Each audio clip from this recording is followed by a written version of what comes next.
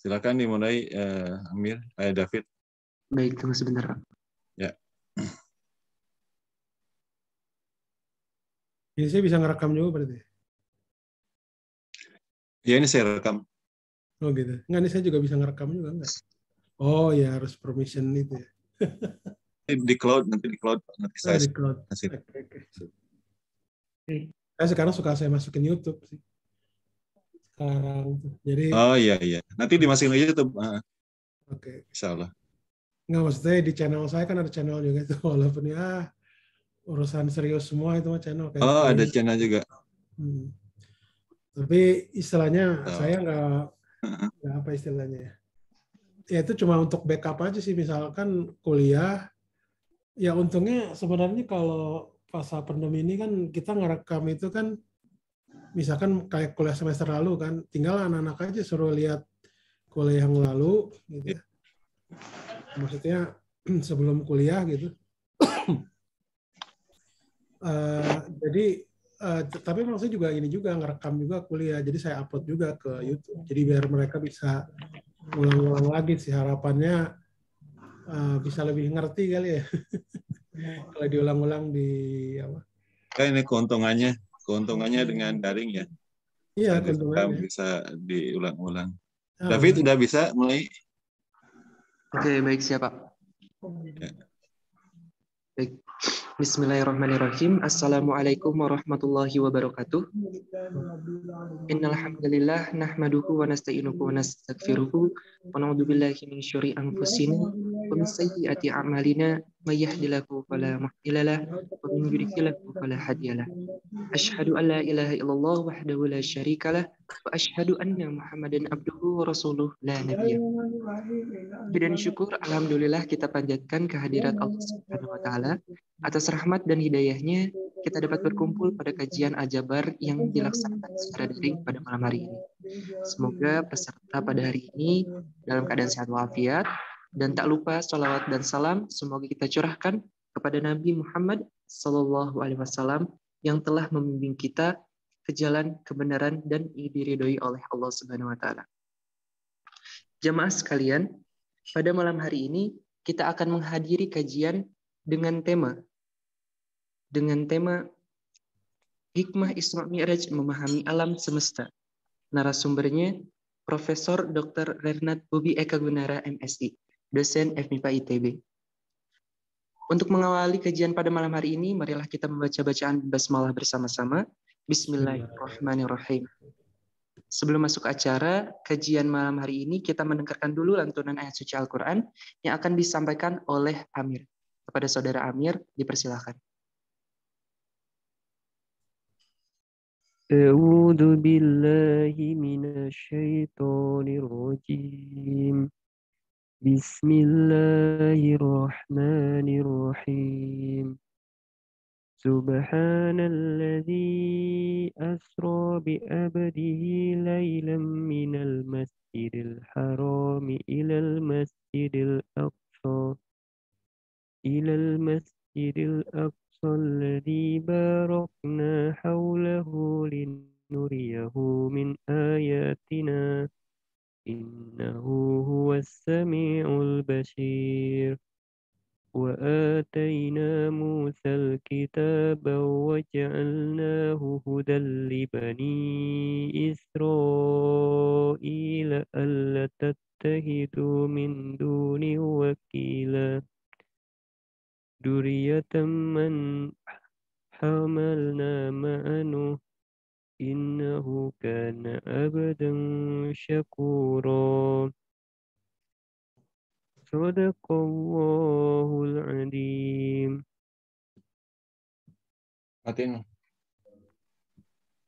Alhamdulillah, terima kasih kepada saudara Amir yang sudah membacakan ayat suci Al-Quran. Semoga yang membacakan dan juga yang mendengarkan dapat berkah dari Allah Subhanahu wa Ta'ala. Baiklah jemaah sekalian, mari kita masuk ke acara inti pada malam hari ini, yaitu kajian dengan tema Hikmah Isra Mi'raj Memahami Alam Semesta, yang akan disampaikan oleh Profesor Dr. Renat Bobi Eka Gunara, MSI. Yang akan dipandu oleh moderator Bapak Taufik Rahman selaku Ketua DKM Masjid Al-Jabar, yang akan menjadi moderator pada malam hari ini. Kepada Pak Taufikur Rahman, dipersilahkan.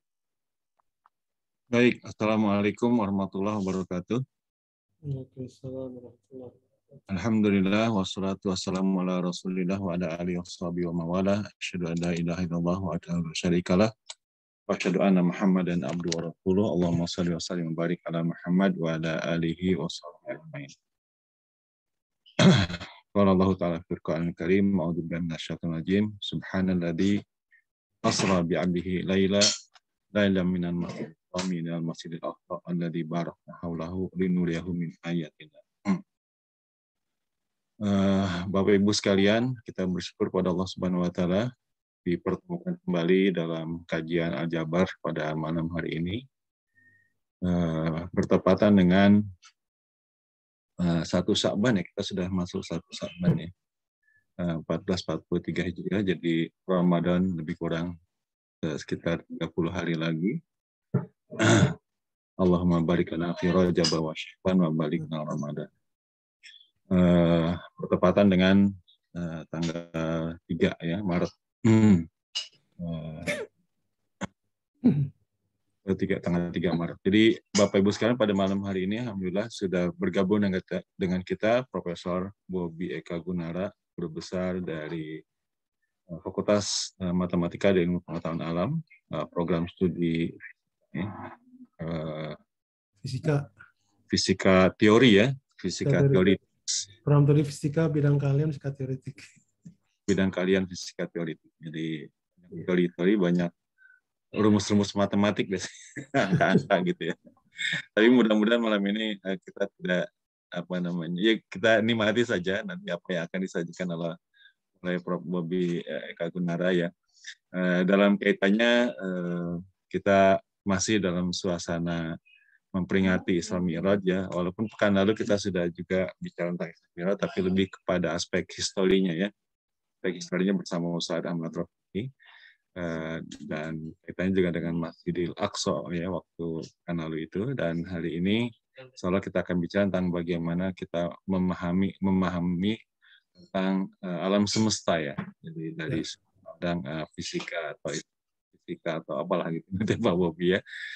Kaitannya dengan, karena peristiwa Isra Mi'raj ini berkenaan dengan diperjalankannya Rasulullah SAW ya, tadi di asra bi 'abdi ya, Allah yang memperjalankan hambanya ya, pada satu malam itu dari Masjidil Haram ke Masjidil Aqsa yang jaraknya lebih dari 1000 km ya, terus ke Sidratul Muntaha, Mi'rajnya ya, naik ke atas hanya dalam satu malam saja. Sementara jaraknya itu sangat jauh sekali gitu ya, di luar apa istilahnya yang bisa kita persepsi dalam kapasitas manusia saat ini gitu ya. Dengan kecepatan cahaya pun kecepatan cahaya nggak ada apa-apanya pada kali Pak Bobi ya gitu ya. Baik, Bapak Ibu sekalian, tidak akan berpanjang lebar, kita akan dengarkan kajian dari Prof. Eka Gunara. Pak Bobi, silakan. Ya, ini saya perlu aktifkan kamera atau nggak gimana? Boleh kalau sinyalnya nggak masalah ya. Ya saya ya oke lah, saya nyalakan. Nggak apa-apa ya. Saya oke. Ya. Sebentar. Masih awet muda nih. Ini terlihat Pak. Ya bagus. Oke, kita mulai ya. A'udzubillahi minasyaitonirrajim. Bismillahirrahmanirrahim.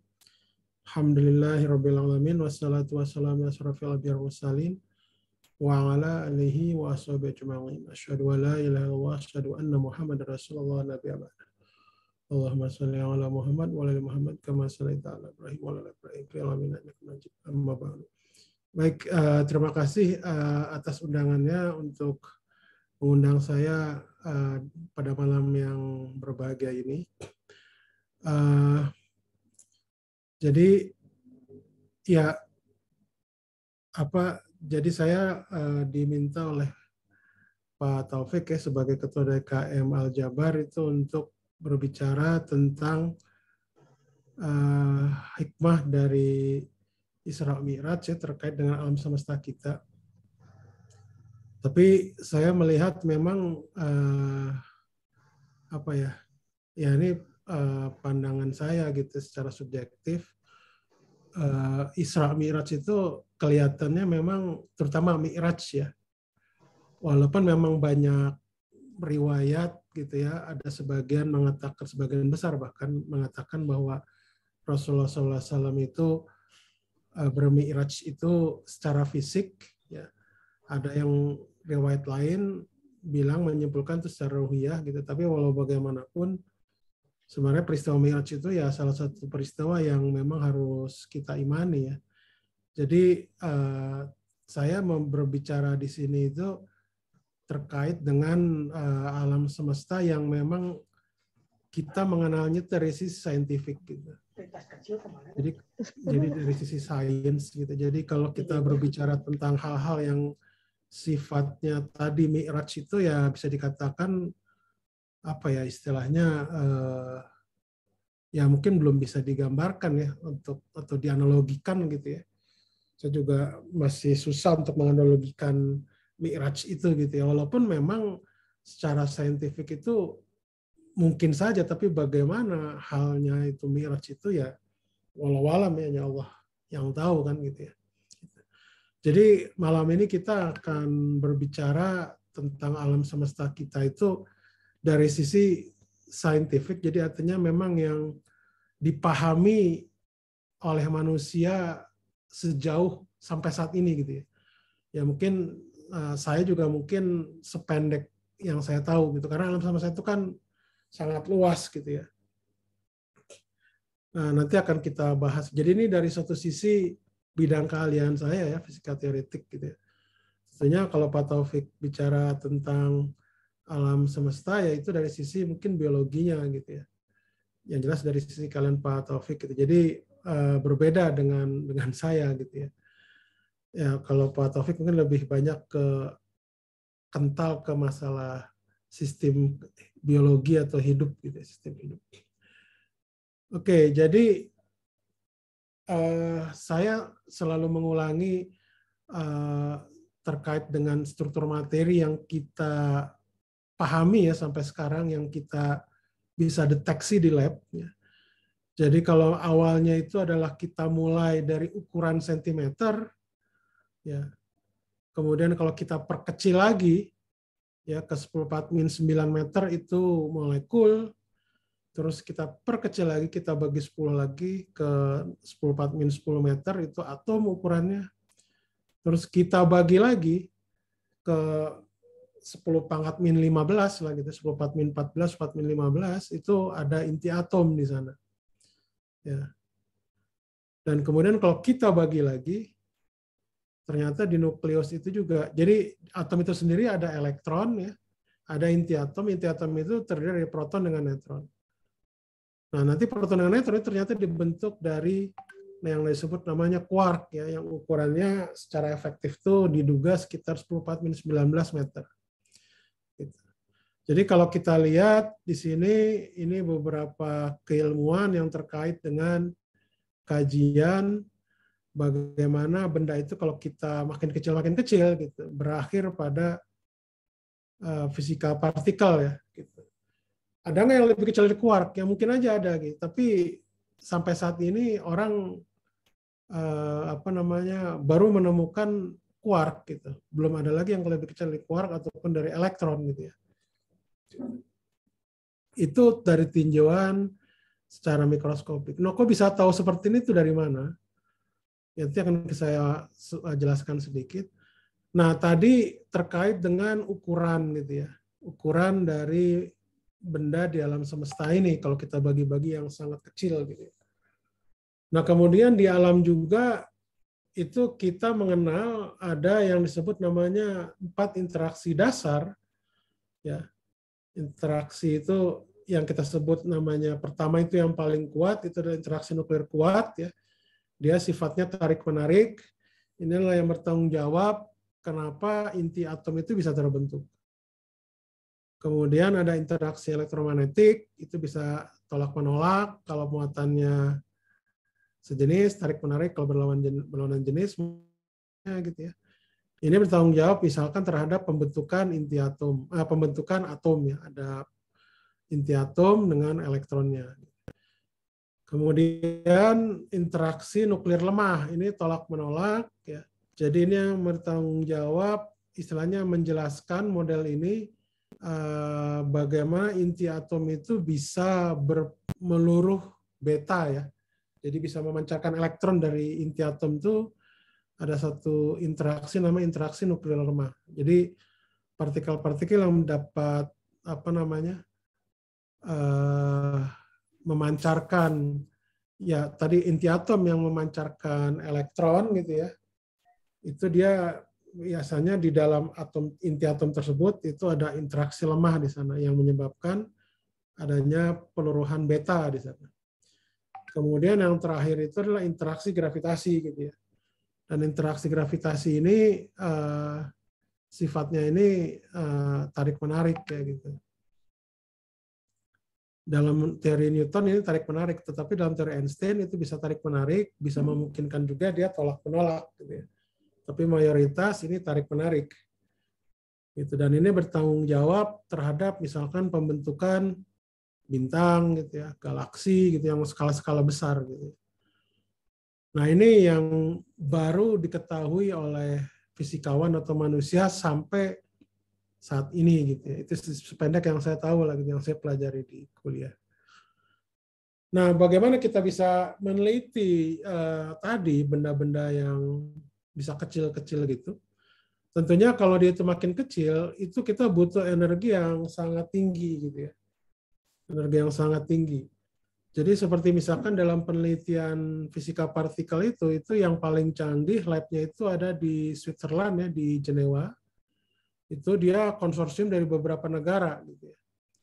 Jadi ada yang disebut namanya Large Hadron Collider. Itu bentuknya seperti lingkaran gitu ya. Berbentuk cincin di sana. Yang kelilingnya itu 27 km. Jadi ini bisa dikatakan udah lebih dari half marathon lah kalau lari gitu. Terus dia kedalamannya itu 150 meter.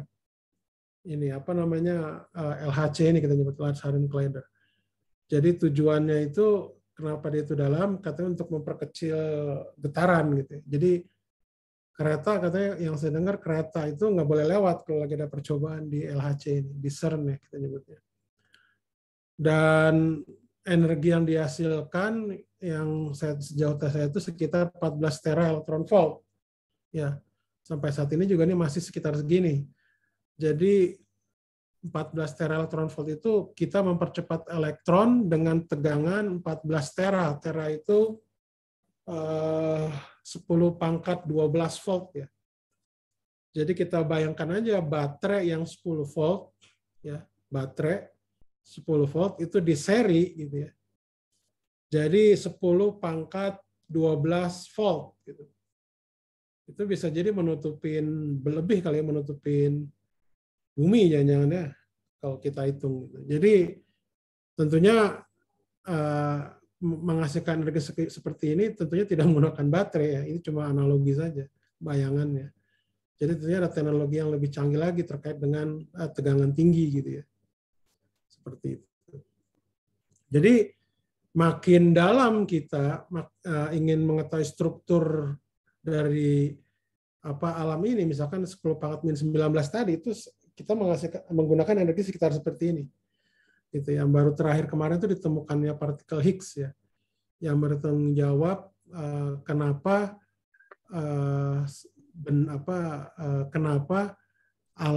partikel di alam semesta ini dia punya massa gitu, ada mekanismenya seperti apa. Nah itu kebetulan ditemukan 2 atau 3 tahun lalu ya di LHC ini gitu, partikel Higgs ini. Tentunya kalau energinya itu makin tinggi, ya kita bisa menembus lagi, bisa jadi mungkin 10⁻⁻25 gitu ya. Jadi 10⁻⁻19 itu udah sangat kecil kan. Terus mau kita bagi lagi 10, jadi 10⁻20 misalkan. Itu butuh energi yang bisa dikatakan tidak kecil gitu ya, bahkan harus dinaikkan 1000 kalinya gitu jangan-jangan. Jadi dan menaikkan energi itu tentunya ya cost dari biaya ya untuk menghasilkan seperti itu gitu. Nah, ini kurang lebih partikel-partikel dasar ya yang tadi ini lengkapnya. Jadi alam semesta kita itu diduga itu dibentuk dari partikel-partikel ini. Ya, jadi ini ada elektron dengan neutrino, di bawahnya itu quark yang kita sebutnya kelas lepton. Kemudian ada partikel Higgs di sini. Kemudian ada yang disebut namanya partikel pembawa gaya. Gitu. Ya, jadi ada ini foton, ini partikel Z, ini partikel W. Ya, di sini yang G ya. Ini kita sebut gluon yang terkait dengan interaksi antar quark. Gitu. Nah, ini kurang lebih masanya ya. Jadi ini suku partikel fermion yang tadi lepton dengan quark itu adalah fermion. Ya, sedangkan yang partikel yang bertanggung jawab terhadap interaksi itu dia umumnya spinnya 1 ya. Spinnya ini 1. Kemudian ini di luar gravitasi ya, di luar gravitasi. Jadi gravitasi itu masih kita abaikan di sini. Nah, yang menariknya juga yang ditemukan oleh orang sampai saat ini itu bahwa alam semesta kita itu ditemukan beberapa konstanta. Ini sekali lagi juga ini dugaan ya. Jadi ini artinya sampai sekarang itu teknologi yang sekarang gitu ya. Kelajuan cahaya dalam vakum itu orang masih melihat itu adalah sebuah konstanta diduganya. Karena dengan ketinggian sangat tinggi ya orang menduga itu kelihatannya ini konstan gitu ya. Jadi kelajuan cahaya dalam vakum itu konstan. Kemudian ada konstanta gravitasi gitu ya. G, konstanta gravitasi universal. Kemudian ada konstanta Planck. Juga ada konstanta Boltzmann ya gitu. Nah, jadi dari keempat konstanta ini, ketiga konstanta ini sebenarnya yang di atas gitu ya. G, H, dan C. Itu tuh bisa kita buat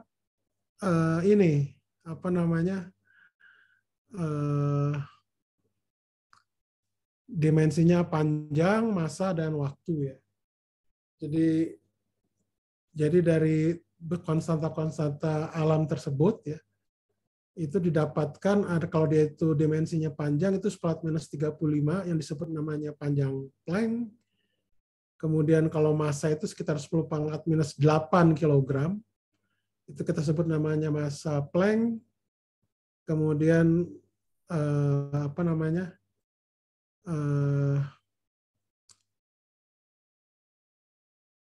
ketika ini dimensinya itu adalah waktu ya, itu ada 10⁻⁴ detik lah, ini disebut namanya waktu Planck.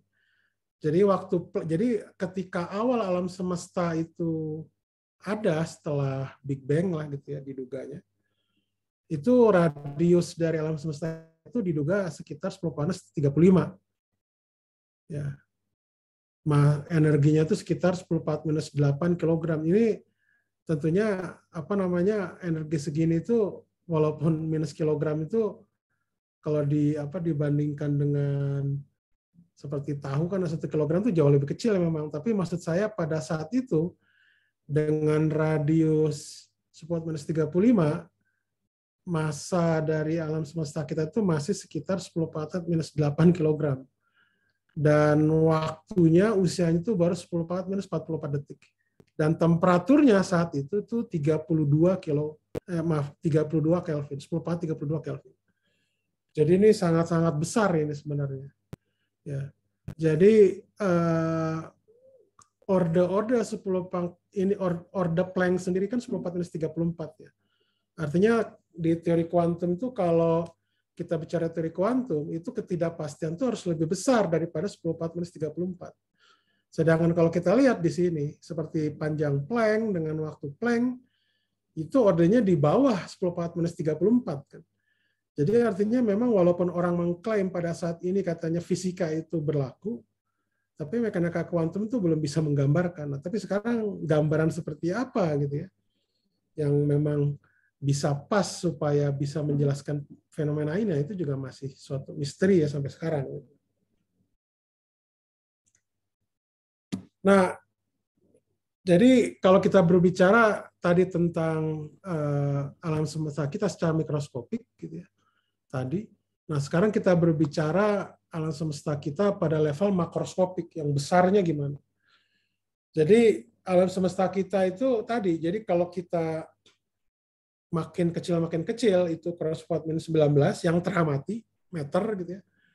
Nah, kalau yang teramati yang apa namanya? Yang luasnya itu diameternya 93 miliar tahun cahaya, itu yang teramati oleh peralatan astronomi sekarang. Kemudian di situ di alam semesta kita itu juga ada miliaran, triliunan bahkan galaksi ya, ini yang teramati juga sama. Dan miliaran super cluster galaksi. Itu yang teramati gitu ya. Nah, sebenarnya ini salah satunya saja, salah satunya teleskop Hubble gitu ya.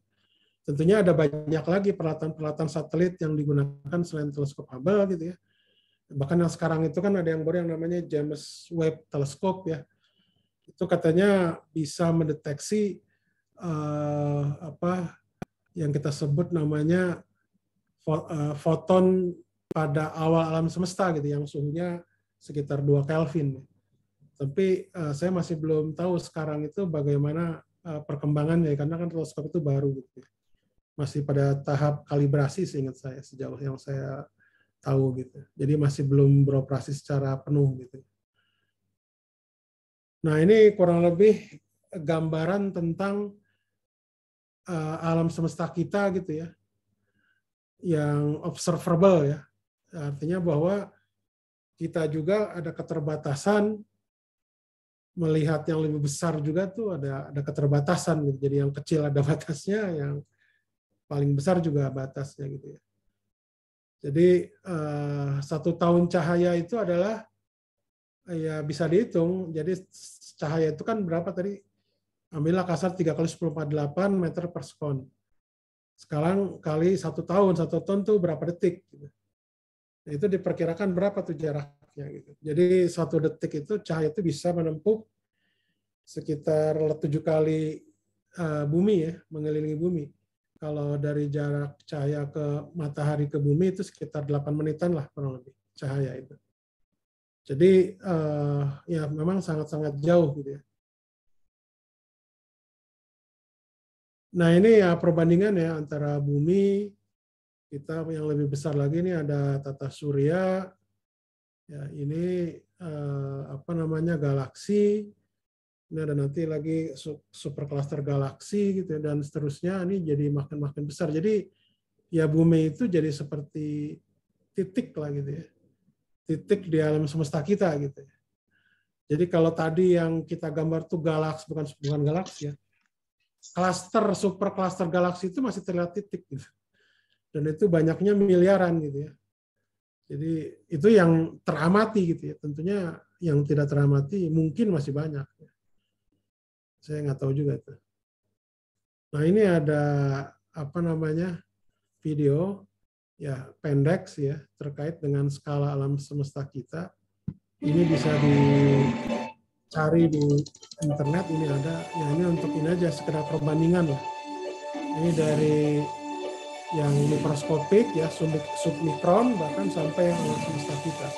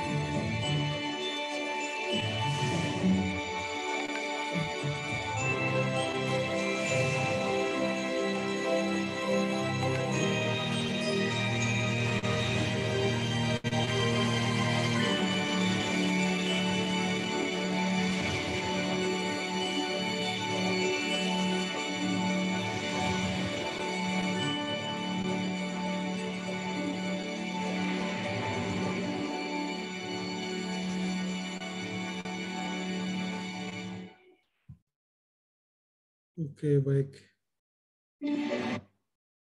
Nah, jadi tadi kita simpulkan ya bahwa alam semesta kita itu tadi, itu yang luas seperti ini, yang teramati sekitar berapa tadi? 93 miliar ya tahun cahaya itu diameternya.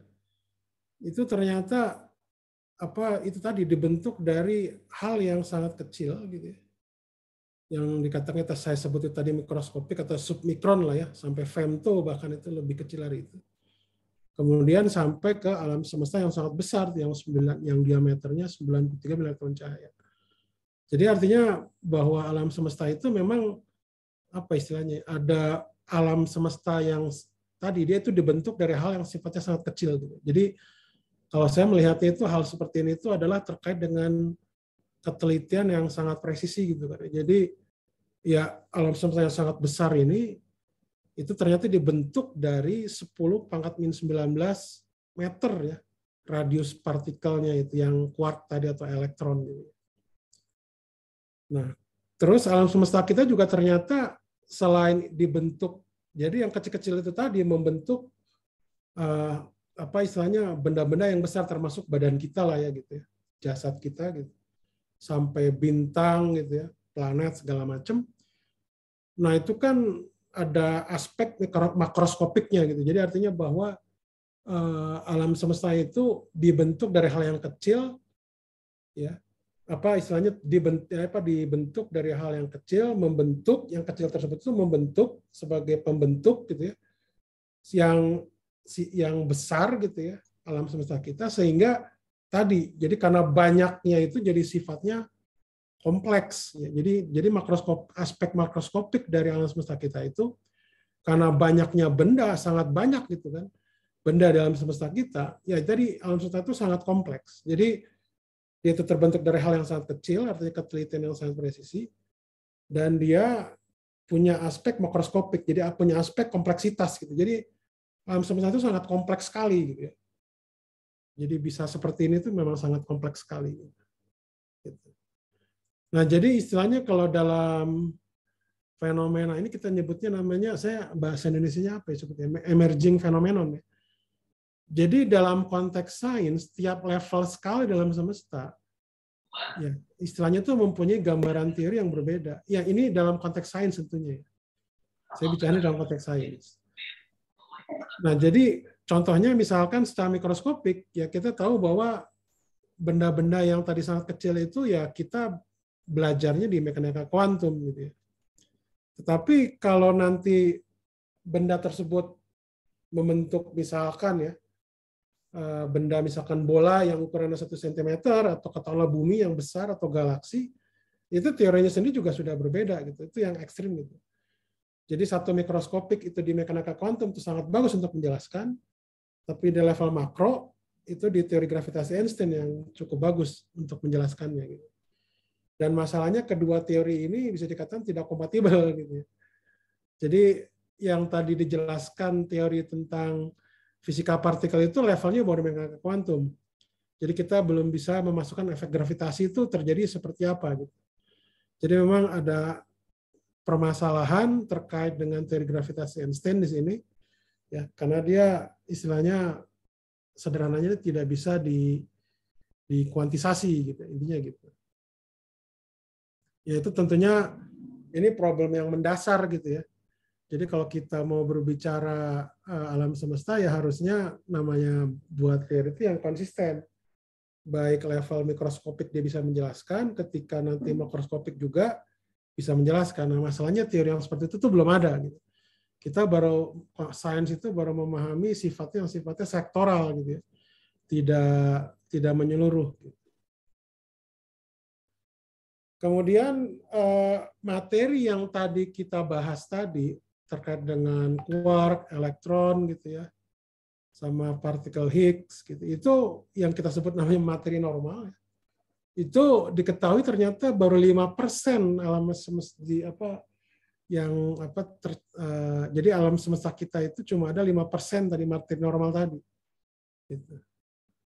Jadi di alam semesta ini yang materi saya sebutkan tadi itu baru 5% distribusinya. Jadi keberadaannya 55% di alam semesta. Nah, justru yang tidak diketahuinya itu bisa mencapai 95% itu yang disebut 68% itu energi gelap atau dark energy, 27% itu materi gelap atau dark matter lah gitu ya. Kenapa disebutnya dark matter? Itu karena dia tidak berinteraksi dengan cahaya. Nah, penemuan gelombang gravitasi beberapa tahun lalu itu orang baru ingin apa istilahnya membuat metode karena dia kan materi gelap itu tidak bisa berinteraksi dengan cahaya karena sebetulnya materi gelap. Jadi dia berinteraksi dengan gelombang gravitasi. Nah, itu yang mau dicari orang nanti. Apakah benar-benar ada materi gelap atau tidak? Tapi berdasarkan pengamatan astronomi itu memang apa namanya itu ya teramati lah gitu ya. Karena itu tapi teramatinya di benda-benda yang sangat jauh gitu ya dari bumi, itu masalahnya. Jadi memang data-datanya bisa dikatakan masih kurang memadai dalam hal ini gitu. Dan perlu diuji coba di level laboratorium gitu ya, bahwa ini memang benar-benar ada gitu dark matter di sekitar kita. Nah, jadi kalau kita berbicara tentang alam semesta itu juga sebenarnya ini sekali lagi baru dugaan gitu ya. Ini adalah tadi yang saya bilang bahwa alam semesta itu berawal itu dari sebuah Big Bang. Itu bukan ledakan ya, tapi lebih tepatnya itu surprise kali ya, bang itu ya. Bang itu surprise gitu ya kalau dalam bahasa Inggris itu. Jadi Big Bang itu surprise yang besar gitu. Kejutan yang besar gitu. Maksudnya itu apa? Jadi alam semesta kita itu berawal itu dari singularitas. Jadi singularitas itu kalau dari fisika itu istilahnya tidak bisa diukur lah dengan apapun gitu ya. Namanya juga singular kan. Nah, tetapi tadi sekitar 10⁻⁻44 detik itu tiba-tiba alam semesta itu terukur gitu. Itu dikatakan Big Bang itu. Jadi dari yang tak berhingga dia jadi terukur gitu. Nah, itu dikatakan Big Bang itu seperti itu. Nah, nanti di sini ada proses inflasi di sini ya. Dan Anda lihat di sini Bapak Ibu bisa lihat bahwa alam semesta kita itu digambarkannya ini walaupun ini dari istilahnya dari beberapa data group ya, LBNL itu Los Alamos National Laboratory ya, kalau tidak salah LBNL itu. Jadi apa ini dia buatnya ini berdasarkan 5% materi. 5% materi yang tadi yang namanya quark, elektron, ya gamma, partikel W gitu ya. Yang lepton dan quark. Nah, sedangkan yang 95%-nya itu belum diketahui keberadaannya. Jadi bisa dikatakan gambaran ini tuh masih plausible, kita nyebutnya plausible, itu meragukan lah gitu ya. Ini tuh memang apa istilahnya ya ini cuma menggambarkan proses ini aja, tapi peran dark matter itu sendiri di awal alam semesta itu apa namanya masih belum diketahui gitu ya. Kami di lab kami kita ada beberapa dengan kolaborator dan mahasiswa S3 itu siap membuat model sih bahwa sebenarnya peristiwa inflasi ini itu terjadi karena ada yang disebut namanya inflaton gitu ya. Dan inflaton itu bisa dideteksi itu dengan cara jadi inflaton itu pada alam semesta kita yang sekarang gitu ya. Itu menyebabkan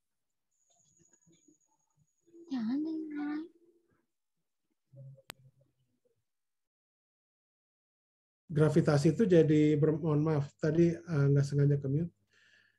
Jadi gravitasi itu jadi bermassa. Nah, dari kalau memang itu nanti bisa kita buktikan bahwa gravitasi itu bermassa, nah ada indikasi bahwa inflaton itu bertanggung jawab dan dia sifatnya masuk ke aspek massa gravitasinya gitu ya. Tapi itu sekali lagi sebuah model yang perlu diuji gitu ya. Gitu. Nah, ini kurang lebih ya tadi gambaran tadi gitu ya. Apa namanya yang ini tadi dari 10⁻⁻45 gitu ya, disebutnya namanya era Planck, kemudian di sini disebut namanya pembentukan partikel elementer 10⁻⁻38, dan seterusnya. Nah, ini sampai era sekarang kita, ini ada pembentukan galaksi gitu ya, atom segala macam gitu. Nah, ini apa namanya? Jadi ini gambaran yang bisa dikatakan ini masih ini awal alam semesta, ini gambaran berdasarkan partikel yang ditemukan, ini yang teramati gitu ya. Dan era akhirnya ya kita masih belum tahu gitu ya. Seperti itu. Jadi tentunya ketika ini ada model ya, model alam semesta kita. Jadi menurut sains itu ada kemungkinan 3 alam semesta kita itu. Dan permasalahannya itu adalah alam semesta kita yang mana itu kita masih berada ketika 3 model ini berhimpit. Gitu. Artinya belum tahu apakah kita nanti akan istilahnya big crunch, akan hancur ya. Istilahnya kita nyebutnya kiamat, kita nyebutnya. Kemudian apakah dia itu akan terus mengembang gitu menjadi alam semesta yang datar, dia berekspansi tapi lambat, atau dia juga tetap sebagai alam semesta terbuka, ya dia mengembang dan dipercepat. Gitu. Jadi 3 model ini ya di standar kosmologi itu ada gitu, dan kita masalahnya itu masih berada pada titik ketika 3 model ini berhimpit. Gitu. Jadi di daerah sini. Nah ini jadi ada sebuah yang menarik itu, yang lucunya itu ada sebuah apa namanya artikel ya di media massa asing di Wired, di majalah apa Wired ya, Wired Magazine ya di UK sana. Jadi katanya diperkirakan menurut mereka, saya juga belum tahu kenapa mereka memperkirakan seperti ini. Katanya kiamat itu terjadi sekitar 22 miliar tahun dari sekarang gitu. Ini menurut mereka, kita perhitungannya juga orang belum tahu ini karena ini cuma majalah populer saja ya. Mungkin mereka mencari sensasi gitu ya. Jadi gambarannya itu adalah menurut mereka kita tuh di sini masih alam semesta itu masih berekspansi gitu ya. Kalau seandainya nanti ada model big crunch memang benar gitu ya. Jadi ya tadi, jadi kalau ini benar ya berarti kita kemungkinan kiamat itu 22 miliar tahun dari sekarang. Jadi masih lama lah gitu ya. Masih lama gitu. Tapi kita masih belum tahu ya seperti itu. Jadi ini cuma saya melihat sih ini sekitar ya lucu-lucuan aja ya, karena juga dia memperkirakan ini juga dapat dari mana angka seperti ini di artikel yang benar-benar ilmiah itu, yang saya tahu tuh belum pernah ada angka 22 miliar tahun ya. Yang ada cuma perkiraan bahwa usia alam semesta kita itu sekitar 13,7 miliar tahun, 13,7 miliar tahun ya. Jadi semenjak Big Bang diperhitungkannya. Jadi saat kita di sini, ke sini itu sekitar 13,7 miliar tahun gitu ya. Jadi kalau untuk yang kesininya ya tentunya ini masih misteri lah, kita belum tahu gitu. Ya, mungkin itu saja dari saya. Mohon maaf kalau kelamaan gitu ya. Terima kasih. Assalamualaikum warahmatullahi wabarakatuh. Waalaikumsalam warahmatullahi wabarakatuh. Masya Allah. Terima kasih nih Pak Bobi. Pemaparannya pada kita. Jadi belajar lagi tentang fisika atau astrofisika tentang alam semesta ini. Jadi menarik ya Pak Bobi ya. Jadi mungkin untuk konfirmasi saja nih bahwa secara ilmu pengetahuan ya apa materi ya, secara materi bahwa alam semesta ini baru 5% aja yang baru terdetek ya Pak Bobi. Ya, 95%-nya itu masih gelap, masih belum tahu gimana maksudnya. Iya, dalam artian bahwa alam semesta ini yang tadi yang partikel-partikel ditemukan oleh orang di lab itu tuh baru 5%. Jadi dari materi alam semesta. Jadi 95% itu masih tidak diketahui, yang disebut namanya tadi ada materi gelap dengan dark energy ya, atau energi gelap. Dan dikatakan gelap itu karena kan begini, biasanya kan kita dalam pengukuran itu kan menggunakan cahaya kan. Cahaya lah gitu, interferensi, difraksi gitu ya. Nah, masalahnya itu partikel-partikel ini itu dia tidak berinteraksi dengan cahaya, sehingga kalau namanya tidak berinteraksi dengan cahaya kita nggak bisa ngukur kan. Nah, penemuan gelombang gravitasi beberapa tahun lalu itu diduga orang, saya juga menduga itu nanti akan digunakan metode itu untuk membuktikan tentang dark particle gitu, dark materi gelap gitu ya. Karena gelombang gravitasi kan berbeda dengan cahaya. Walaupun memang yang menariknya itu adalah gelombang gravitasi itu juga istilahnya dibuktikan tuh dengan cahaya. Jadi intinya siapa namanya, saya lupa namanya labnya itu. Jadi dia menggunakan sinar laser gitu yang sangat panjang, yang sangat kuat intensitasnya sampai 2 km kalau tidak salah. Itu dia gunakan itu untuk melihat ini ada kontraksi panjang gitu. Nah, kontraksi panjang itu yang menyebabkan adanya interferensi. Dan yang menariknya kontraksi panjang tersebut diduga istilahnya diduga kuat gitu ya. Itu ternyata ada ini dua lubang hitam itu di pusat galaksi yang sangat jauh lah dari kita, itu dia istilahnya bertumbukan gitu, menyatu gitu. Sehingga itu bisa terdeteksi, tapi efeknya itu 4-10 meter gitu efeknya itu. Jadi masih sangat-sangat kecil gitu. Jadi kita pakai laser yang intensitas sangat tinggi yang bisa sampai 2 km, itu cuma untuk memeriksa interferensinya, difraksinya itu sekitar perbedaan panjang itu levelnya 10 meter gitu. Jadi itu memang sangat presisi gitu ya. Saya lupa nama labnya itu apa ya. Mesti dicari di internet. Oke. Pak Bobby, tadi istilah tidak bisa berinteraksi dengan cahaya itu maksudnya apa? Ketika memang tidak ada cahaya yang bisa sampai ke sana, atau kalaupun dikasih cahaya somehow gitu ya. Dia nggak akan tetap aja kelihatan gitu. Gimana Pak Bobby? Nah, jadi memang namanya tidak berinteraksi dengan cahaya itu juga ya memang masih banyak pertanyaan sih Pak. Pertama gini, kalau namanya berinteraksi dengan cahaya kan artinya nanti kalau misalkan cahaya datang itu bisa menumbuk, atau cahaya itu bisa berdifraksi ketika dengan dia gitu, ketika lewat atau apa gitu. Nah, itu mereka istilahnya kita tidak bisa melihat efek perubahan cahaya itu ketika dengan materi gelap gitu.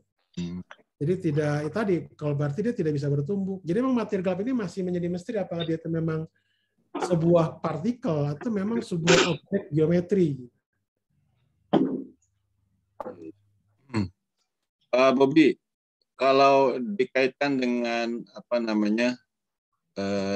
kalau dalam Quran kan disebutkan 7 lapis langit ya. Iya.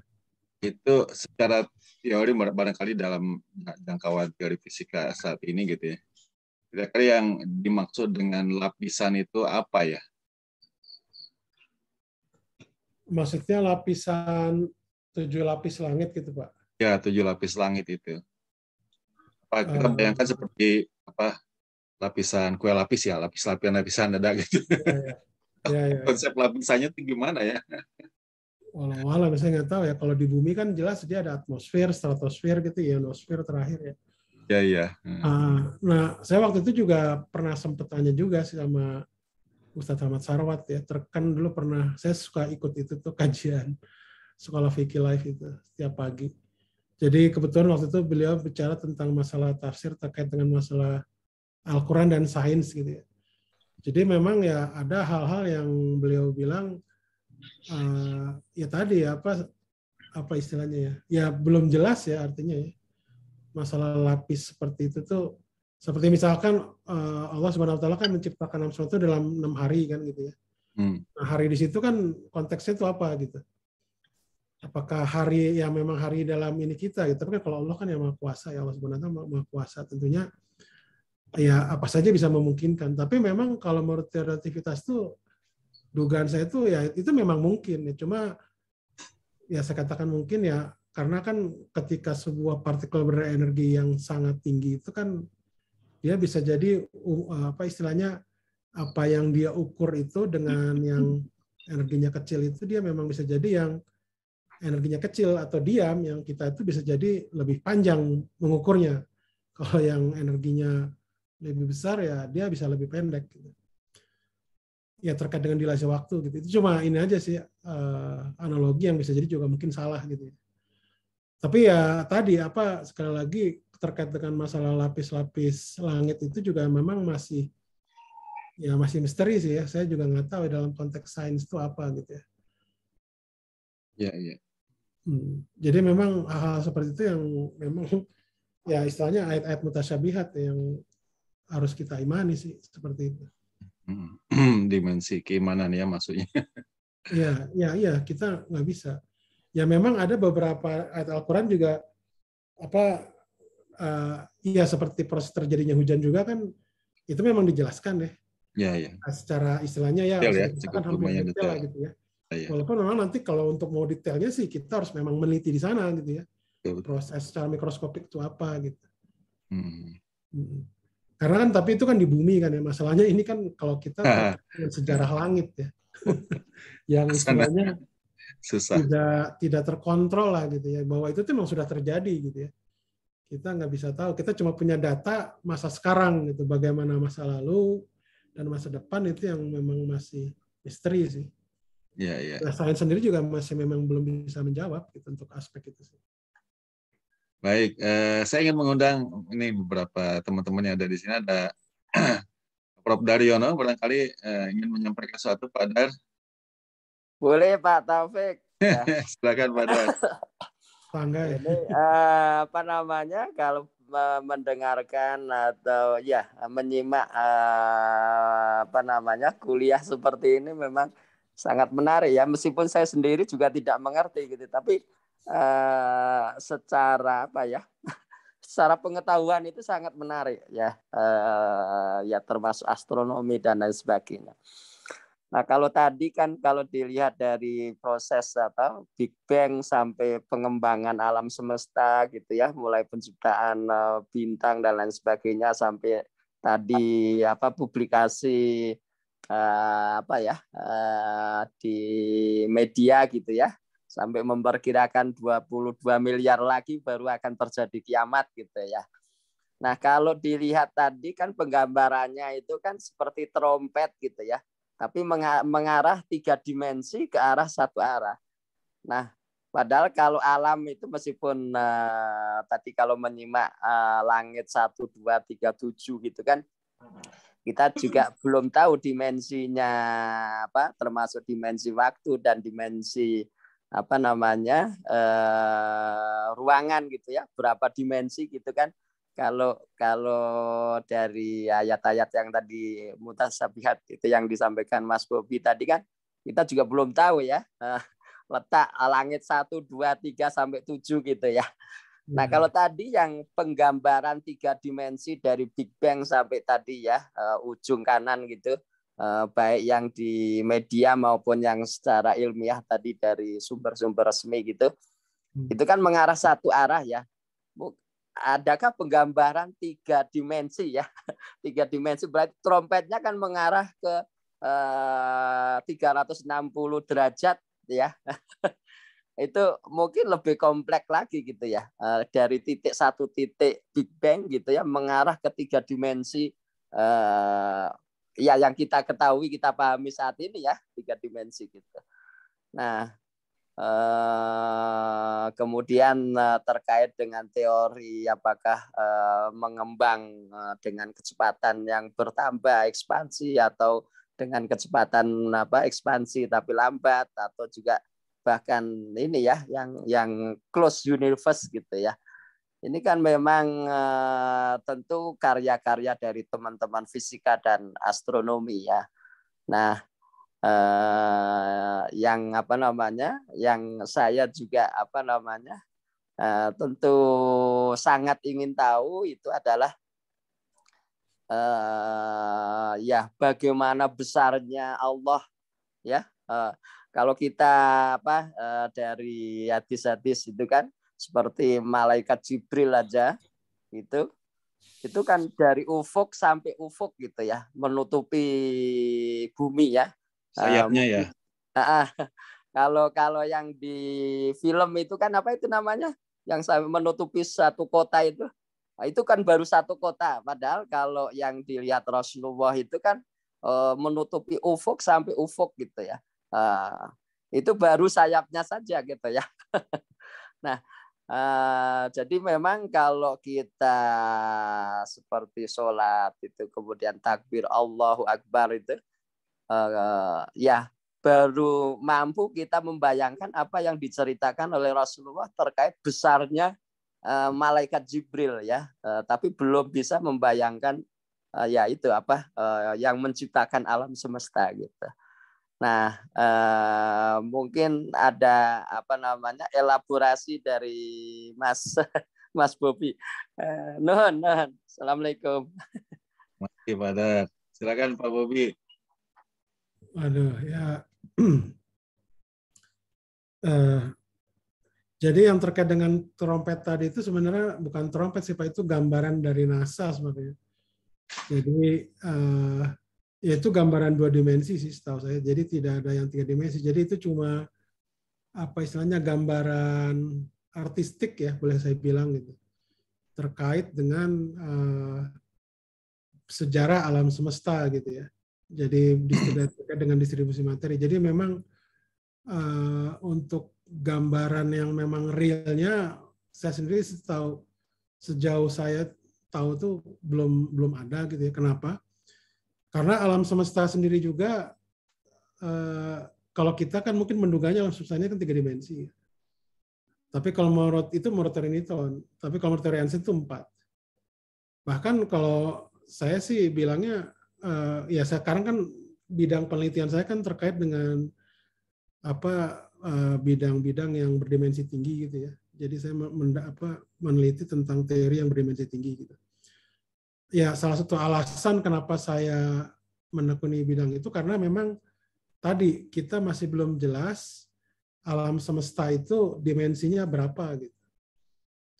Itu masalahnya Pak. Jadi karena kita masih belum jelas dimensi alam semesta itu berapa ya. Jadi kita masih belum bisa menjawab sih yang tadi yang mungkin Pak Dar minta gitu, gambaran 3 dimensi dari ini tuh apa gitu. Jadi itu cuma gambar artistik saja Pak, dari proses-proses terkait dengan alam semesta. Nah kalau misalkan gambaran realnya itu sendiri alam semesta itu apakah dimensinya 3 atau 4, yaitu berdasarkan teori yang ada memang 4 yang standar. Tapi orang kan juga namanya fisika itu semua kan mungkin ya. Jadi yang bahkan yang berdimensi tinggi pun tuh mungkin gitu ya. Jadi dari situ Pak. Jadi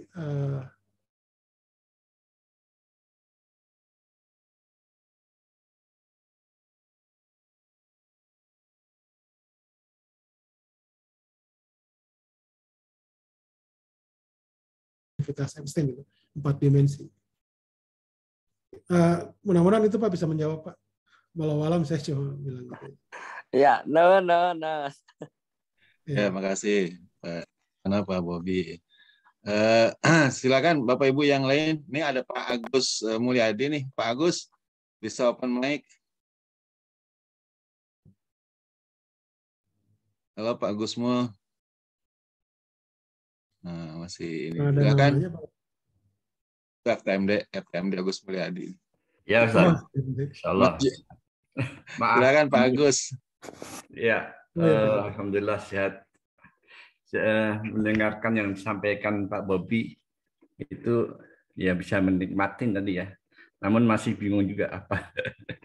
Jadi gini, saya melihat ya di gambar tadi itu di awal-awal itu terjadi sesuatu yang waktu yang sangat kecil, sangat pendek sekali gitu ya.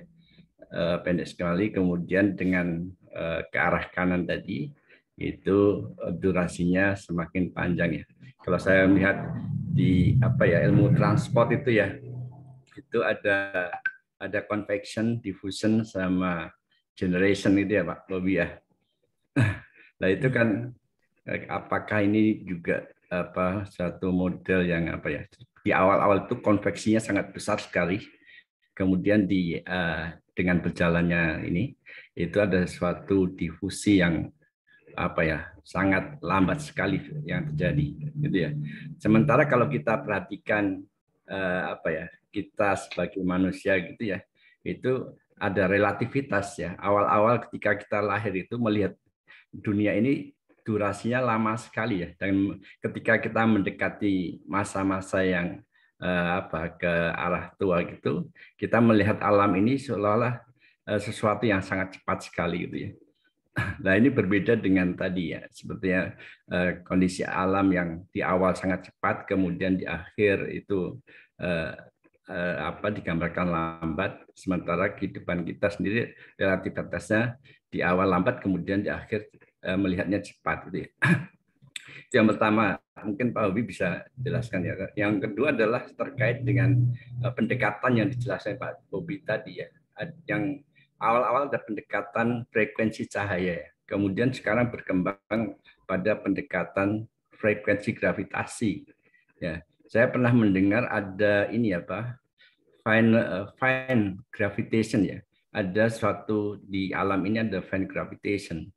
Ya, mungkin di luar atmosfer atau apa, walaupun orang menyangka bahwa itu adalah tidak ada gravitasi ya, tapi sebetulnya ada gravitasi yang sangat kecil sekali gitu. Itu kalau yang dijelaskan tadi terkait dengan Pak Bobby, frekuensi gravitasi itu seperti apa ya Pak Bobby ya? Apakah itu secara global dari seluruh dari universe ini, atau melihatnya ada interaksi dari masing-masing kosmos yang ada ya. Terima kasih, itu mungkin Pak Owi. Ya. Baik, ya terima kasih Pak Agus. Ya memang fenomena terkait dengan tadi ya pembentukan alam semesta itu kita levelnya itu masih belum berbicara ya tadi secara detail terkait dengan dinamika partikelnya ya, masih belum gitu ya. Jadi terkait dengan misalkan kalau kita bicara transfer kan terkait dengan ya ini mohon maaf ya. Jadi ini pembahasannya rada fisika banget ini.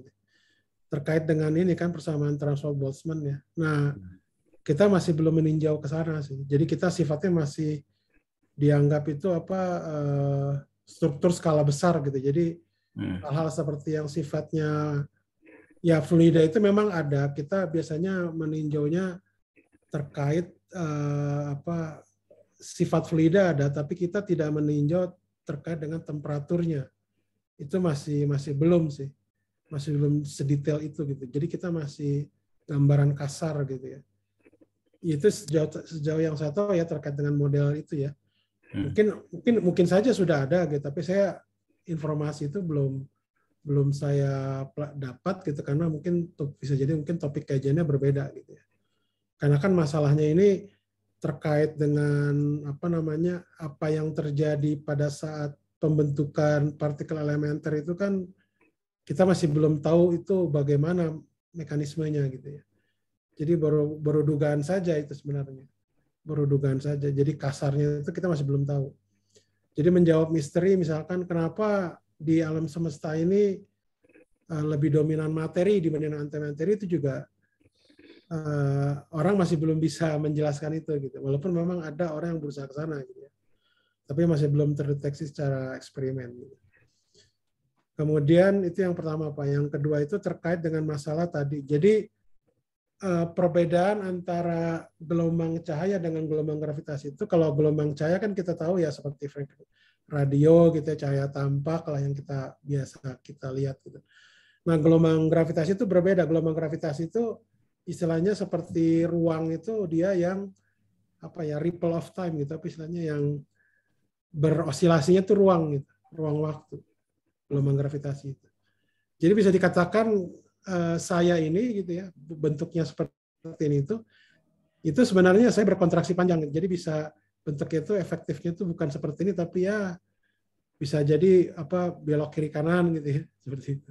Tapi untuk kasus kita itu levelnya itu masih ordernya 10⁻⁻10 ke bawah, lebih kecil dari itu. Jadi efeknya itu bisa diabaikan lah gitu. Kalau untuk gelombang, jadi itu bedanya untuk gelombang gravitasi Pak. Jadi memang karena dia sangat lemah gitu, sangat lemah. Kira-kira gitu Pak Agus. walau Baik. misalnya. Jadi mudah-mudahan itu bisa menjawab. Ya, terima kasih Pak Agus ya. Ini ada chat dari Bu Aisyah dari Lombok. Bu Aisyah mau open mic aja. Kamu dibacain.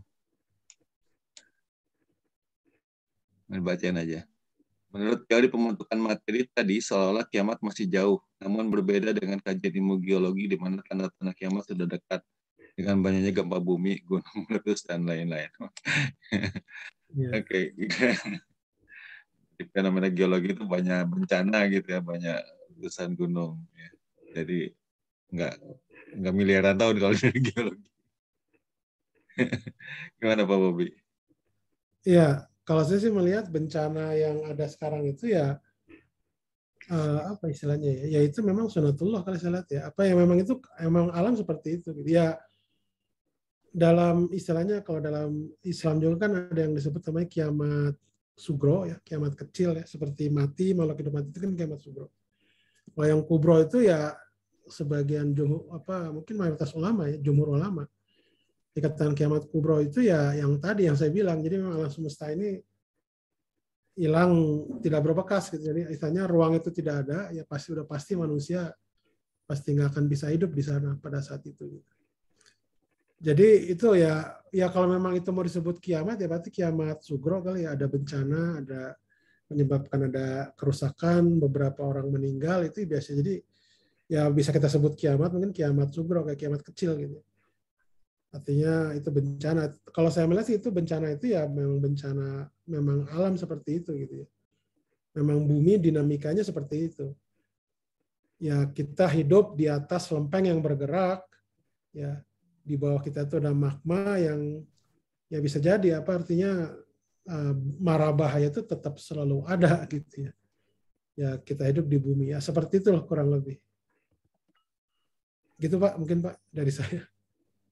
Jelas memang tidak ada yang tahu ya persisnya Iya, berapa lama. Rasulullah saja kan tidak dikasih tahu. Tapi saya pernah lihat ada hadis kata kiamat itu hari Jumat ya. Cuma dikasih tahu harinya, tapi kapan nggak tahu. Hari Jumat ya. Ya. Tapi itu hadisnya masih itu juga sih.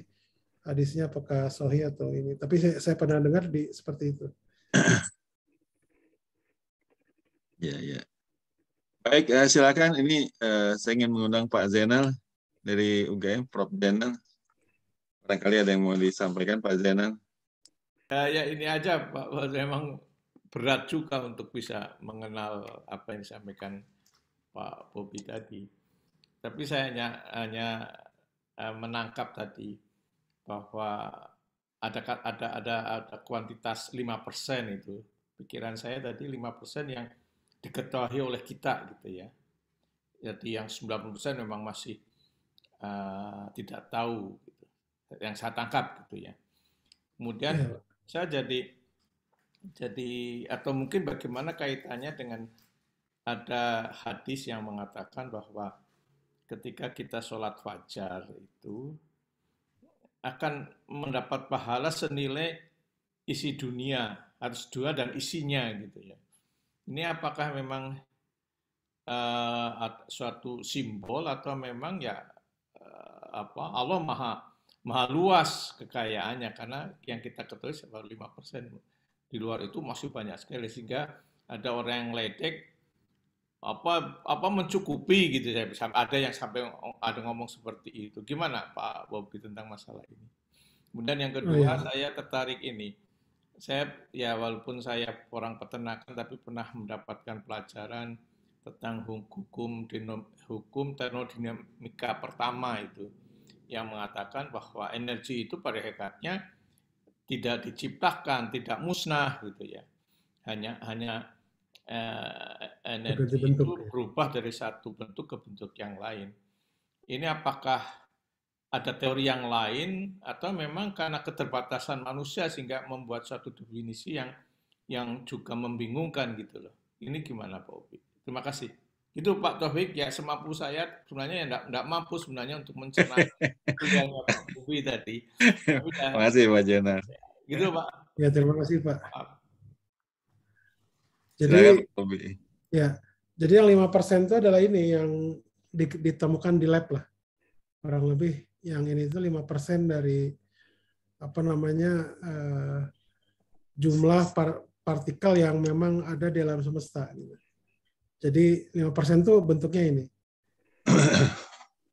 Nah, sisanya yaitu tadi yang saya sebut materi gelap gitu.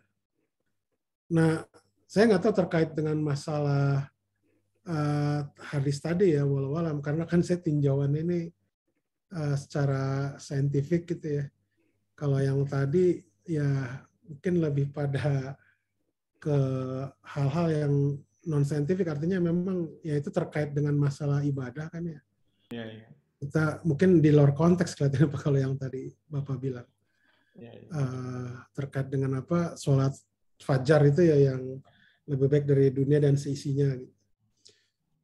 Itu yang pertama. Nah, yang kedua terkait dengan masalah tadi apa energi itu tidak bisa dimusnahkan, hanya berubah dari bentuk gitu lah ya. Ya memang energi sejauh yang sependek yang saya paham itu kan biasanya kalau energi itu kan terkait dengan foton Pak ya, dengan cahaya partikel pembawanya lah gitu ya, atau ya partikel-partikel elementer atau materi gitu ya. Apa namanya? Ya memang secara lokal di apa namanya di bumi ini ya mungkin ya itu jelas sih bisa memang diamati dan itu memang biasanya berlaku. Tapi apakah itu berlaku juga kalau kita lihat secara global? Saya sendiri juga mungkin nggak bisa jawab gitu ya.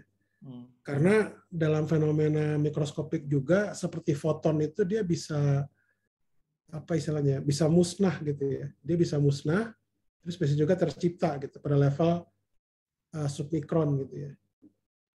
Makanya kalau tadi statement tadi itu sebenarnya masih bisa dipertanyakan sih kalau pada level submikron gitu ya.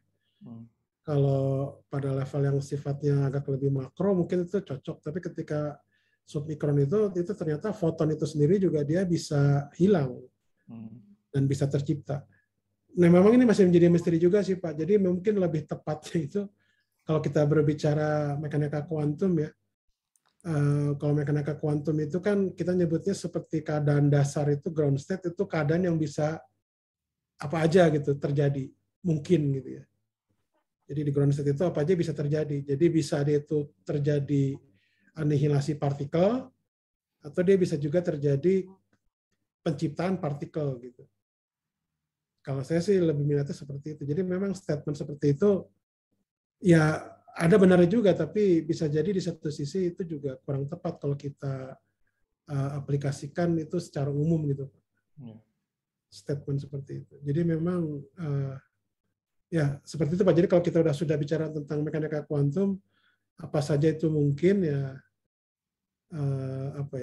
apa saja itu mungkin ya. Jadi apa hal-hal yang kita pelajari di fisika dasar itu masih bisa jelas masih bisa dipertanyakan lah gitu intinya gitu. Jadi itu tuh tidak final answer gitu, tidak jawaban yang akhir gitu. Masih Pak Bobi. Ya sama-sama Pak. Itu sejauh yang saya bisa tahu Pak, walau alam Pak ya. Saya nggak tahu.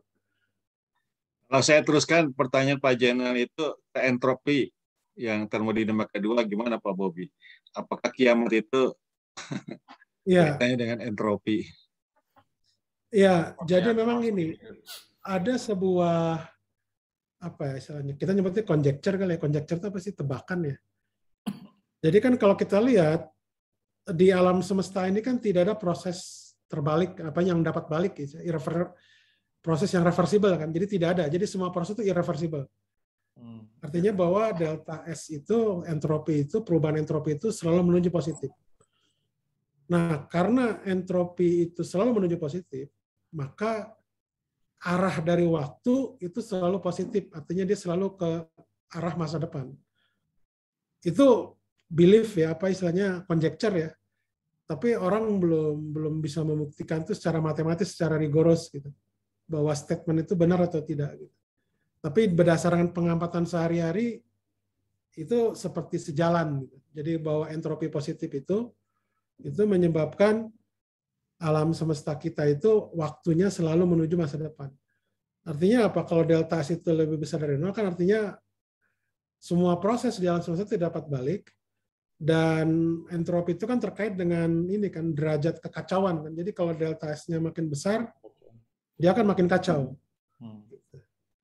Istilahnya ya makin kacau ya itu tadi alam semesta kita arah waktunya itu selalu menuju masa depan.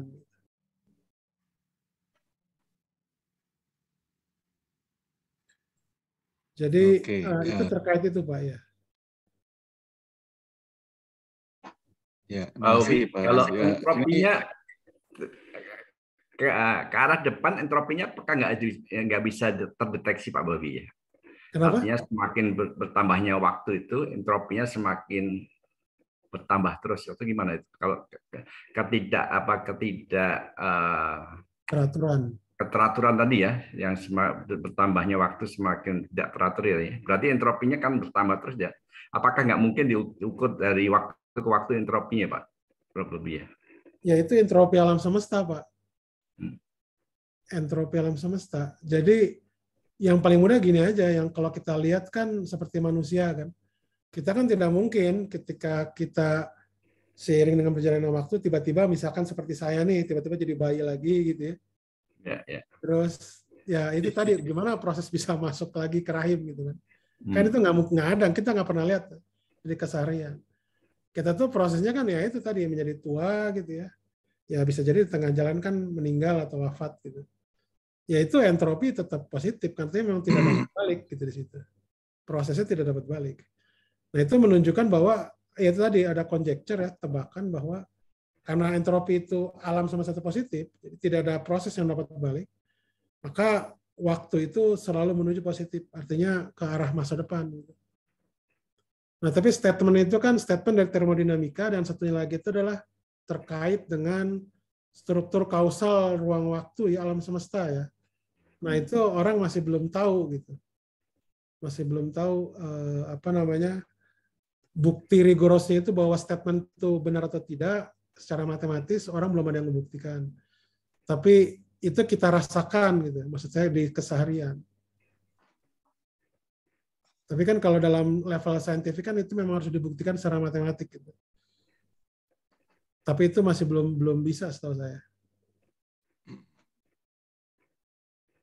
Oke. Kalau yang Pak Bobi tadi sebut ya, orang bisa jadi bayi lagi secara karakter bisa gitu. Maksudnya balik lagi secara karakter. Secara karakter. karakter bayi. Oh, karakter bayi ya itu sih mungkin, tapi maksud saya ini Pak, proses biologisnya gitu. Ya, itu irreversible memang. Irreversible memang ya. Baik, saya akan undang nih Pak Wawan. Pak Wawan, boleh open mic. Wawan Gunawan. Belum Pak, belum ini. Ada pertanyaan tapi saya kira menyimak dulu Pak tentang makrokosmosnya ini Pak. Ya. Yang kalau di Al-Ghazali ya Ulumuddin itu memang banyak sekali makrokosmosnya semuanya dianggap muslim itu aja Pak. Ya. Itu ya. Jadi fenomena pergerakan benda-benda tunduk patuhnya alam ini benda-benda tadi ya aturan ya Pak Bobi ya keteraturan ya itu kan tunduk patuh sebetulnya, dan itu kan secara spesifik artinya Islam ya, Muslim tunduk gitu ya. Iya. Jadi ketundukan kepada perintah dari Allah Subhanahu Wa Taala mungkin arti Pak Wawan ya. Iya begitu Pak. Mungkin Pak Bobi mungkin bisa di-highlight ya tentang masalah keteraturan di alam ini. Ya, memang begini sih Pak. Pertama begini, definisi keteraturan itu sendiri, ini dalam sains itu ya, itu banyak definisinya gitu. Jadi tidak ada definisi baku, ini saya katakan secara sains Pak ya. Kalau ya apa istilahnya, seperti kalau kita berbicara keteraturan dalam kitab suci, tentunya yang Allah maksud bisa jadi itu berbeda dengan yang karena begini, sains itu kan sifatnya sejauh yang saya paham, gitu, sependek yang saya paham itu kan dia hanya bisa menjelaskan yang sifatnya lokal ya. Dia tidak, tadi yang saya bilang, ini sifatnya lokal. Dan itu kan bisa dikatakan namanya sains itu kan dia diuji kan. Diuji terus-menerus gitu ya. Apa namanya, definisi misalnya tadi keteraturan berdasarkan, keteraturan udah banyak, misalkan yang saya sering pakai itu keteraturan terkait dengan dinamikal sistem itu ada. Nah, itu kan definisi itu kan terus diuji terus gitu. Apakah itu memang betul seperti itu dikatakan keteraturan gitu. Ada juga kan mungkin kalau Bapak pernah dengar terkait dengan chaos ya. Chaos itu ya bahasa itunya katanya apa, ketidakteraturan atau kekacauan lah gitu ya. Apakah yang dia katakan kacau itu benar-benar kacau atau memang ada pola di sana? Kalau ada pola ya bisa jadi itu mungkin ada keteraturan gitu. Jadi makanya saya katakan keteraturan dalam level sains itu bisa jadi berbeda. Tadi dalam konteks ya orang berbicara terkait Allah Subhanahu wa taala misalkan istilahnya sebagai maha pengatur gitu ya. Nah, jadi ya istilahnya begini, bagaimana Allah mengatur alam semesta ini, saya secara pribadi itu tidak tahu. Tapi saya hanya bisa menjawab bahwa alam semesta ini ya seperti ini berdasarkan sains yang diketahui orang. Jadi memang ya apa istilahnya ya, karena sifatnya itu kan aspeknya itu berbeda. Yang satu itu di sains itu kan dia harus diuji kan secara apa saintifik gitu ya. Sedangkan di sisi yang tadi Allah Maha Pengatur itu ya kan hanya Allah yang tahu gitu ya. Karena model ya misalnya gini, kita memahami alam ini kan juga tentang apa dengan rasional tentunya. Terus juga kan kita buat model untuk menjelaskan dan itu kan terus diuji gitu ya. Dengan fakta-fakta eksperimen, apakah betul gitu seperti ini. Nah, jadi kita berbicara ada fakta dengan teori gitu. Nah, jadi istilahnya antara model dengan fakta ini juga bisa dikatakan ya tidak selalu sejalan sih, karena model juga itu ada koreksinya gitu. Jadi kebenarannya itu tadi sifatnya relatif ya, dalam artian kalau nanti kita mau memeriksa model ini dengan penelitian yang lebih tajam, bisa jadi model ini tuh tidak cocok. Gitu ya. Tadi contohnya misalkan, kalau kita bicara mekanika Newton dengan relativitas, ya dia berbeda gitu ya. Jadi ada beberapa hal di mekanika Newton yang bisa jadi sama dengan relativitas, tapi relativitas itu ya bisa dikatakan lebih bagus lah gitu. Teorinya gitu, walaupun memang ada eksperimen dari relativitas itu yang dia memang tidak cocok. Gitu. Artinya bukan berarti bahwa ya jelas memang namanya relativitas itu pasti diragukan ya jelas, karena itu kan itu namanya sebuah teori ya, produk akal yang memang harus diuji secara fakta gitu. Seperti itu Pak. Jadi definisi keteraturan di sini itu ya secara sains saya katakan itu punya apa istilahnya kita tuh punya banyak definisi bergantung pada modelnya apa gitu Pak. Ya. Mungkin tambahan Pak, sedikit Pak. Ya, Pak. Masalah regularity dan irregularity itu ya, regularity dengan irregularity itu agak filosofis ya Pak ya, agak filosofis. Bahwa katanya yang teratur itulah justru yang wilayah manusia bisa mengukur ya, bisa mengukur dan jadilah sains kan gitu. Nah, sementara di luar itu, di luar keteraturan itulah yang memang wilayah yang tidak bisa diukur oleh manusia sehingga tidak bisa diketahui katanya begitu. Saya lupa itu waktu belajar tentang filsafat apa ya, agama atau filsafat yang lainnya begitu. Artinya memang, dan kemudian yang keteraturan itu yang kalaupun diukur ya katakan untuk memahami makrokosmos pada akhirnya mungkin dari Bapak sampaikan hanya 5% gitu yang diketahui. Ya, untuk mencapai yang keteraturannya 95% juga itu merupakan suatu kekuatan yang boleh saja mengetahui alam semesta ini dengan kekuatan kan gitu ya, kalau dalam surat Ar-Rahman itu kan.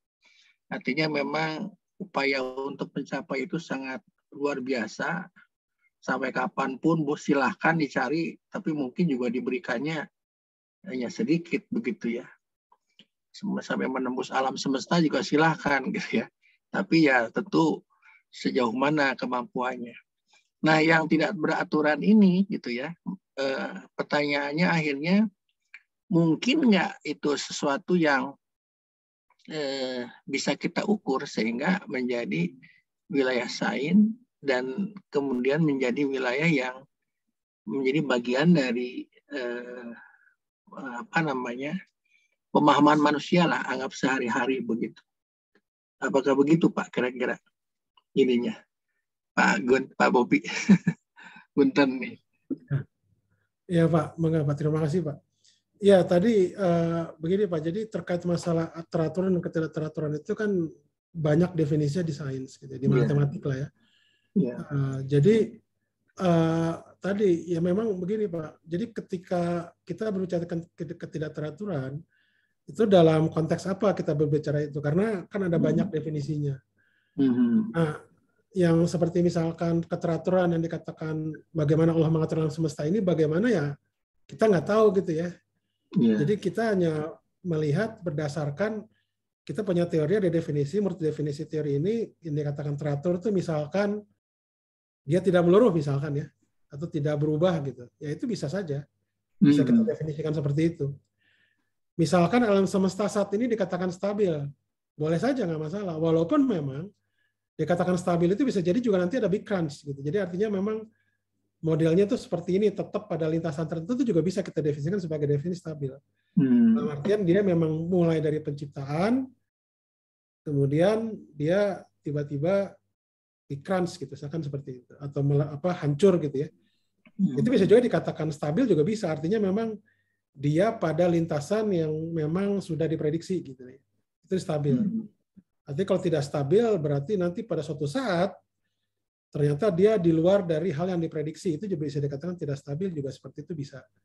Jadi memang konteks stabilan, keteraturan itu sendiri juga sifatnya kalau saya lihat bergantung kita berbicara pada konteks apa gitu ya, dan siapa yang mendefinisikan seperti itu gitu. Nah, jadi seperti misalkan contohnya di alam semesta lah, misalkan ini model alam semesta, yang alam semesta sekarang itu dikatakan pokoknya kalau model yang memenuhi bisa menggambarkan alam semesta sekarang itu dikatakan model yang stabil.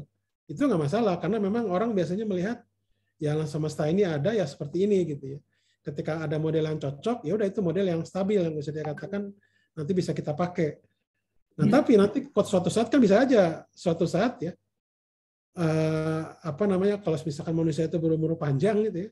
Tapi ternyata tiba-tiba dia yang tadinya dia punya model bisa diprediksi, ternyata alam semesta itu bisa keluar dari jalurnya. Itu kan berarti bisa jadi model tersebut koreksi gitu ya. Jadi definisi kestabilan di model tersebut juga dipertanyakan gitu. Jadi contohnya seperti itu, Pak. Ya, juga tergantung asumsi ya, Pak ya. Mungkin betul, tergantung asumsi. Jadi makanya kalau saya mengatakan alam semesta ini stabil, teratur, itu dalam konteks apa? Apa yang saya katakan itu teratur? Apa yang saya katakan stabil gitu? Ya saya patokannya biasanya ya udah alam semesta seperti ini dikatakan stabil dalam konteks sains gitu. Nah, tapi ya tadi saya katakan kalau kita berbicara dalam kacamata Allah Subhanahu wa taala, bagaimana mengatur alam semesta sehingga teratur segala macam gini, ya sains tidak bisa menjawab seperti itu karena ya tadi sains itu kita berbicara tentang tadi kestabilan itu dalam konteks apa dan sifatnya ya apa ya? Ya relatif ya saya katakan, bolehkah saya katakan relatif karena definisi kestabilan yang kita pakai sekarang bisa jadi di masa depan tidak berlaku lagi gitu. Jadi konteksnya itu berbeda, Pak. Ya, Pak, maaf nih satu lagi. Kalau misalnya alam semesta ini adalah finite ya, Pak ya, finite. Berhingga. Ya. Alam semesta tak terhingga. Ya, terhingga ya. Infinite kan tak terhingga. Ya betul, ini tak terhingga. Ya. Tak terhingga. Alam semestanya ini finite dan kemudian Tuhan itu Allah itu sendiri infinite.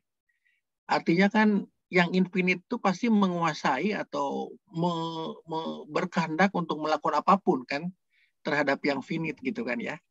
Artinya memungkinkan bisa jadi yang infinite itu menjadi mampu mengubah yang teratur atau yang sekaligus yang tidak teratur begitu. Gimana nih Pak? secara konsep bisa dijelaskan ininya nggak Pak? Itu ada nggak Pak yang kaitannya dengan apa yang Bapak jelaskan nih Pak?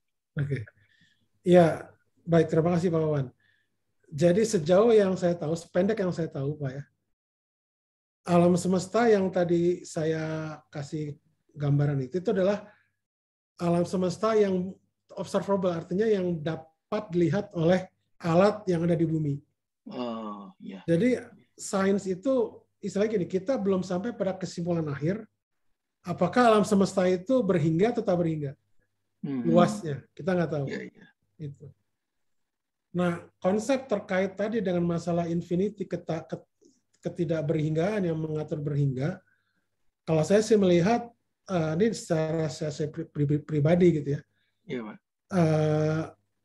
Ya, karena saya juga ikut kajian tentang masalah akidah terkait mazhab akidah Asy'ari ya. Jadi kan seperti al-ikhlas kan lam yalid wa lam yulad ya. Jadi Allah itu kan tidak bisa dibandingkan. Bahkan dengan tadi yang Bapak bilang infinity pun juga nggak bisa seperti itu. Karena ya tadi, jadi ketika sesuatu itu yang bisa kita sampai kepada kepikiran kita, ya itu berarti bukan Tuhan lah istilahnya gitu. Iya, iya. Karena kita kesampaian gitu. Iya, iya. Karena kan yang jelas ya memang kesepakatan ulama ahli tafsir itu terkait dengan tafsir al-ikhlas itu sudah jamak ya, udah apa istilahnya? Ijma lah, udah kesepakatan memang ya Tuhan itu tidak bisa dibandingkan dengan yang lain. Ya memang mengambil analogi bisa.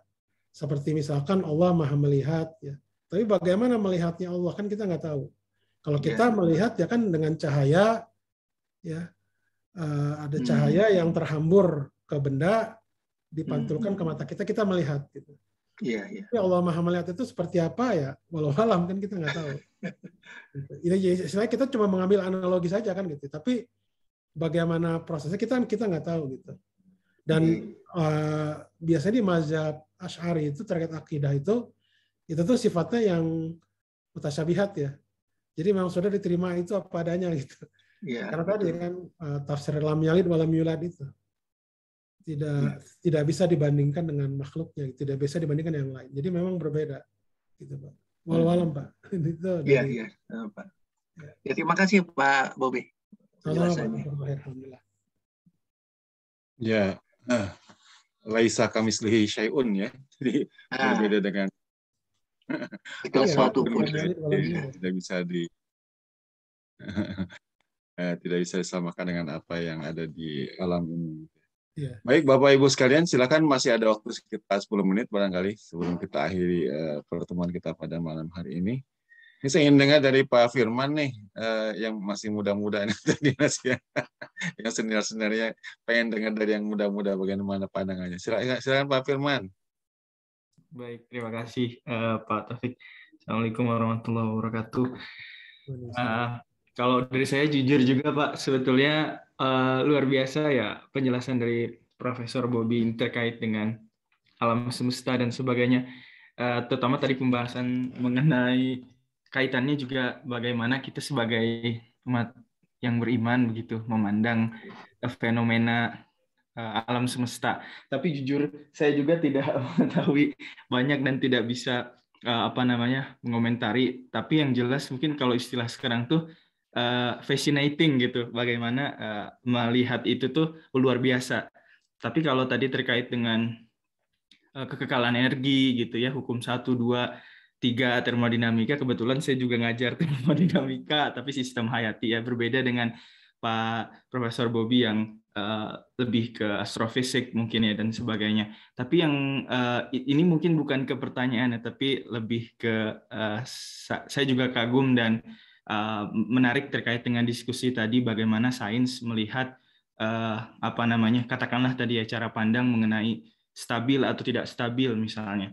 Kemudian yang kedua mengenai bagaimana yang order itu teratur dengan yang tidak teratur itu kembali lagi dari definisi bagaimana dia melihat atau sains ini bisa melihat, dan saya juga jadi lebih banyak tahu bahwa memang mungkin kalau pendekatan sains mungkin sifatnya lebih empirikal begitu mungkin ya Pak Bobi, dibandingkan mungkin dengan sifat kalau keagamaan kan kita juga ada yang namanya iman gitu. Iman itu kalau yang saya pernah dengar kajian di Salman dulu, itu terkait dengan iman.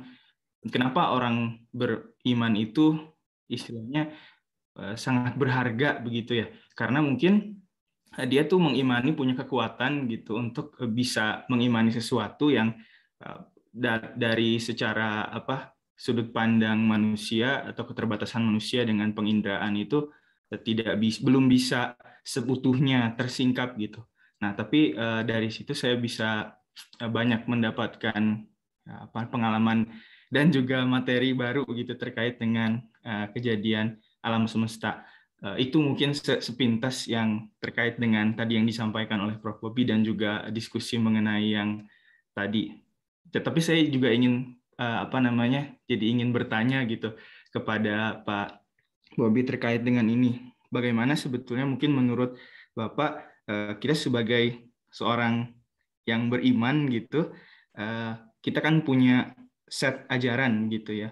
Meskipun kalau yang saya pahami juga Islam itu bukan sifatnya terlalu doktrin dan dogma sekali. Justru Islam itu men-challenge kita untuk senantiasa berpikir gitu ya terkait dengan ciptaan Allah. Kalau menurut Bapak bagaimana sih kita sebagai orang yang beriman melihat fenomena-fenomena yang sifatnya mungkin kadang kita tuh nggak tahu atau nggak masuk akal atau misalkan baru sama sekali gitu, atau yang sifatnya seperti ini kan misalkan saya bidangnya berbeda begitu dengan yang Pak Bobby sampaikan, tapi melihat hal ini luar biasa. Bagaimana sih sebetulnya menurut Bapak kalau kita sebagai orang beriman melihat fenomena-fenomena yang sifatnya mungkin tadi bisa dibilang juga ayat mutasyabihat atau mungkin fenomena-fenomena yang kita tidak ketahui sebelumnya, tapi tetap dari sudut pandang seorang yang beriman gitu. Itu mungkin Pak. Mohon maaf kalau kemana-mana dan kurang teratur juga penyampaiannya. Terima kasih. Ya, oke. Ya, jadi sejauh yang saya paham ya tentang Islam itu, ya memang dalam Al-Quran sendiri juga kita kan istilahnya diperintahkan ya Allah Subhanahu Wa Taala itu kan untuk mengamati alam kan ya, untuk belajar mengamati alam gitu ya. Rasulullah juga melakukan hal seperti itu juga ketika masa hidupnya gitu ya. Misalkan seperti dalam hadis mungkin pernah didengar terkait dengan Rasulullah itu pernah istilahnya salah memberikan tahu gitu terkait mengawinkan bunga kurma gitu ya, yang ternyata nanti hasilnya jelek gitu. Kata Rasulullah itu kan ya duniamu kamu yang lebih tahu gitu. Ya kalau saya sih melihat seperti di Al-Quran sendiri kan juga Allah Subhanahu Wa Taala itu juga men-challenge kita kan, coba kamu buat satu surat lah gitu, bisa nggak gitu. Itu juga salah satu yang memang Al-Quran itu kan bersifat terbuka ya.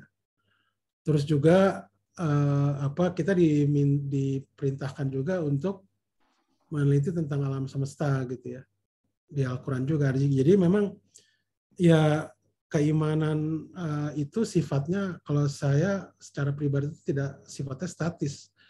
Artinya ketika kita nanti juga banyak belajar terutama tentang sains gitu ya itu memang nanti ya kalau kita nanti tujuannya untuk istilahnya melengkapi keimanan ya nanti itu yang akan kita dapatkan gitu ya. Ya seperti itulah kurang lebih. Jadi kalau saya melihat justru Islam itu adalah agama yang terbuka gitu ya. Terbuka dalam artian ya tadi Allah Subhanahu Wa Taala itu kan saya lupa di surat apa ya, Al-Baqarah kalau tidak salah ya. Itu men-challenge manusia untuk membuat satu surah saja. Terus apalagi ya? Ada beberapa itu yang saya lupa ayatnya gitu. Disebutkan men-challenge gitu. Jadi artinya memang ya tadi Al-Quran saja Allah men-challenge untuk membuat. Kenapa kita istilahnya tidak belajar gitu ya, belajar dalam artian men-challenge diri kita untuk belajar tentang alam gitu ya, tentang alam semesta. Seperti itu. Jadi memang ya tadi ya, jadi memang kalau dikatakan dogmatis juga tidak semua dogmatis juga ya. Jadi Allah Subhanahu Wa Taala juga kan memberikan perumpamaan saya lupa di ayat apa ya, banyak lupanya saya. Jadi kalau misalkan Tuhan itu banyak atau ada dua gitu ya, satu pencipta, satu penghancur, ya tidak mungkin terjadi alam semesta ini kan gitu. Jadi memang harus ada satu gitu ya. Allah Subhanahu wa taala kan bilang seperti itu. Dan memang di Al-Qur'an dikatakan ya seperti di Al-Ikhlas kan ya Allah wahad, qul huwallahu ahad, Allah wahad. Jadi Allah itu cuma satu memang gitu. Ya Allah juga memberikan perumpamaan tadi kalau ada ada dua Tuhan, misalkan satu pencipta, satu penghancur, tidak akan tercipta nih alam ya. Mengambil analogi yang sangat bagus gitu. Sangat-sangat bagus. Jadi memang Al-Qur'an sendiri juga istilahnya memang ada hal-hal kisah-kisah yang sifatnya dogmatis ya, itu memang terkait dengan keimanan. Tapi maksud saya ya kita sih boleh saja mempertanyakan hal itu ya, tapi kalau saya melihat itu akan sia-sia sih kalau memeriksa yang sifatnya dogmatis seperti misalkan kisah Nabi Adam misalkan ya, atau kisah rasul-rasul terdahulu gitu ya, yang bisa dikatakan tidak terdeteksi oleh bukti-bukti geologis gitu, seperti Nabi Adam itu kan tidak terdeteksi ya gitu ya. Nah itu ya kisah-kisahnya bisa kita ambil di Al-Quran ya seperti itu. Tapi maksud saya itu kan sebagai konsekuensi dari keimanan kita kepada Allah Subhanahu Wa Taala gitu. Konsekuensi kita kepada keimanan kita pada Allah Subhanahu Wa Taala dan Rasulnya itu adalah ya tadi salah satunya itu tadi kita diperintahkan untuk mempelajari alam semesta ini gitu ya, dalam rangka menopang ya keimanan. Nah saya mengambil analogi gini sebagai pengalaman juga. Saya kan dulu ketika SMP itu suka baca terjemahan Al-Quran gitu kan, SD, SMP gitu. Nggak ngerti saya itu apa ini maksudnya gitu. Tapi ketika saya mulai di universitas, S1, S2, S3, saya mulai banyak belajar baca buku tafsir atau metode tafsir. Jadi saya juga paham gitu ya. Itu jadi maksud saya seperti itu. Jadi artinya bahwa memang intinya sih kalau kita tidak tahu kita harus bertanya pada ahlinya gitu, dan jangan lupa istilahnya kita tuh manusia terbatas gitu, dalam artian kalau kita tidak tahu kita tanya pada ahlinya gitu. Seperti itu Pak, kurang lebih Pak. Walau misal mungkin itu dari saya jawabannya yang ngalor ngidul. Terima kasih banyak Pak Bobi. Dapat pencerahan juga Pak. Terima kasih banyak. Terima kasih Firman dan Pak Bobi ya. Jadi kalau kita lihat memang kalau dalam surat Al-Mulk ya, ma tara fi khalqir rahmani min tafawut. Kamu tidak akan mendapati pada penciptaan Ar-Rahman, ciptaan Allah itu sesuatu yang tidak seimbang. Ada keteraturan. Walaupun tadi definisi keteraturan itu memang luas ya, banyak. Secara sains maksudnya ya? Secara sains ya, secara saintis. Bahwa Allah menciptakan sesuatu itu, kalau kita kaji secara saintifik gitu ya, secara biologis saja luar biasa bagaimana keteraturan sistem itu. Ada homeostasis misalnya dalam tubuh kita ya, pengaturan gula darah, gitu kan, pengaturan oksigen segala macam dalam tubuh kita itu diatur ya, suhu tubuh kita. Sehingga bahkan ketika virus masuk juga kan ada itu ya, antibody ya. Ada antibody, ada perlawanan. Iya. Itu luar biasa itu. Jadi ada diberikan juga kita tentara ya dalam tubuh ini untuk melawan penyakit gitu ya. Dan kita juga sebenarnya baru tahu itu rasanya belakangan ini kan, adanya antibody itu yang siapa waktu itu yang dapat Nobel itu, orang Australia nggak salah ya? Iya, lupa juga saya namanya. Ada tuh dia meneliti tentang itu, dapat Nobel itu. Okay. Tahun berapa dia meneliti itu bahwa ternyata ada antibody di kita itu. Ya ini luar biasa. Jadi emang farjil basara hal tara min futur ya. Jadi lihat sekali lagi ya, bahkan dalam diri kamu sendiri dan penglihatanmu pun dalam keadaan payah gitu. Nggak ada yang nggak seimbang. Semuanya seimbang, semuanya teratur ya. Memang untuk melihat keseimbangan keteraturan itu ya tadi perlu teliti, perlu penelitian ya, perlu eksperimen. Baik Bapak Ibu sekalian, kita sudah sampai jam 9:30.